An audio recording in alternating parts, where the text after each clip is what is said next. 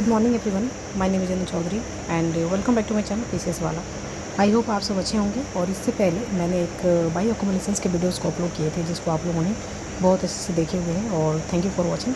ठीक है, और चलिए आज की इस वीडियो में हम बात करेंगे लेवल ऑफ ऑर्गेनाइजेशंस।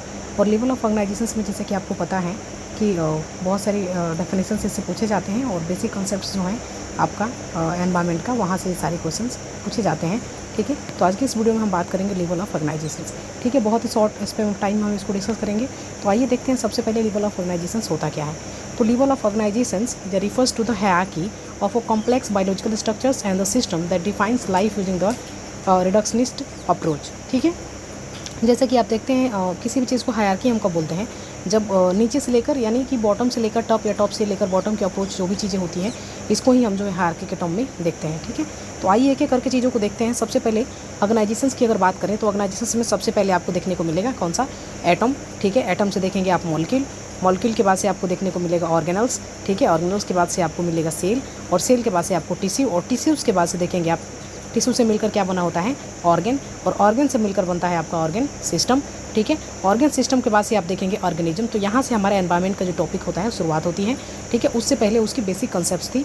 ठीक है, जिसको कि हमने देखा, यानी कि एटम, मॉलिक्यूल, उसके बाद से आप देखेंगे टिश्यूज़, और टिश्यूज सेल, सेल के बाद से ऑर्गेनिजम्स, ऐसे करके ऑर्गेनिजम्स के बाद से आप देखेंगे जो दूसरा लेवल ऑफ इकोलॉजिकल जो चीज़ें होता है, इकोलॉजिकल लेवल जो होती है, उसमें सबसे पहले आपका देखने को मिलेगा क्या, तो ऑर्गेनिज्म। सेकंड आप देखेंगे पॉपुलेशंस, एंड थर्ड आपको देखने को मिलेगा कम्युनिटी, फोर्थ आप देखेंगे इकोसिस्टम, और फिफ्थ देखेंगे आप बायोस्फीयर। ठीक है, तो आइए इनको डिटेल्स में देखते हैं। सबसे पहले ऑर्गेनिजम्स क्या होते हैं, ऑर्गेनिजम्स के बारे में सबसे पहले हम डिस्कस करते हैं। अ सिंगल लिविंग बींग्स, यानी कि जहाँ पे भी सिंगल लिविंग बींग्स आपको देखने को मिलेगा उसको हम ऑर्गेनिज्म के नाम से जानते हैं। ठीक है, जैसे कि ह्यूमन हो गया, ट्रीज़ हो गया, बोल सकते हैं। पॉपुलेशंस की अगर बात करें तो सेम स्पेसीज जो कि एक डिफाइंड एरिया में रह रही है उसको हम क्या बोलेंगे, पॉपुलेशन से डिनोट करते हैं। कम्युनिटी की अगर बात करें तो all living organism in an areas, जितने भी लिविंग ऑर्गेनिजम्स हैं एक डिफाइंड एरियाज़ में, उसको हम क्या बोलेंगे, कम्युनिटी बोलेंगे। इकोसिस्टम की बात करें तो community plus the non living environment, यानी अभी तक हम जो भी चीज़ें देख रहे थे उसमें लिविंग ऑर्गेनिजम्स को देख रहे थे, बट यहाँ पे आप देखेंगे नॉन लिविंग एनवायरनमेंट भी आपको देखने को मिलेगा, जैसे कि फॉरेस्ट हो गया, ओशन हो गया।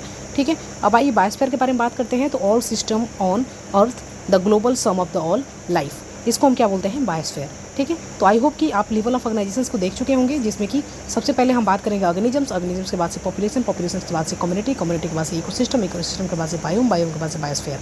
ठीक है, तो ये हमारे लेवल ऑफ ऑर्गेनाइजेशन है। आई होप कि आपको यहाँ पे लेवल ऑफ ऑर्गेनाइजेशंस में कोई डाउट नहीं होंगे। If you have any doubts please let me know in the comment box.